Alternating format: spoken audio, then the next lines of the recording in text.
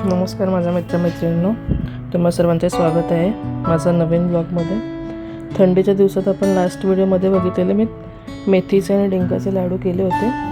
त्या ऑर्डर्समध्ये मी बिझी असल्यामुळे नवीन ब्लॉग टाकायला मला उशीर झाला आहे। तर आज मी घेऊन आले आहे तिळाचे लाडू। यासाठी आपण 2 वाटी तीळ चांगले भाजून घ्यायचे। तीळ जेव्हा तडतडायला लागतात ना, तेव्हा समजायचं की ते चांगले खरपूस भाजले गेलेत। त्याच्यानंतर 1 वाटी शेंगदाणे मी भाजून साल काढून त्याचं कूट करून घेणार आहे।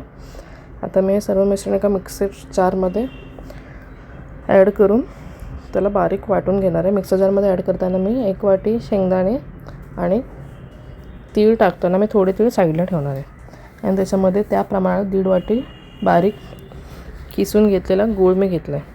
सर्व मिश्रण मी मिक्सरमध्ये बारीक वाटून घेतलं आहे।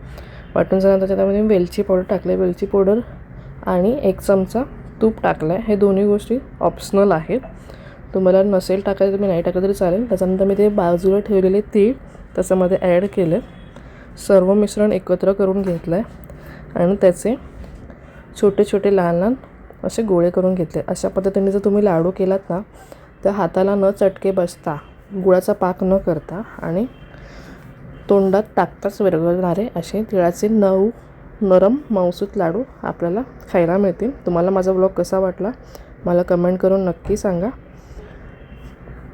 व्हिडिओमध्ये काय चेंजेस करायचे असतील तेही मला कमेंट करून नक्की सांगा। जास्तीत जास्त लाईक करा, शेअर करा, सबस्क्राईब करा। थँक्यू।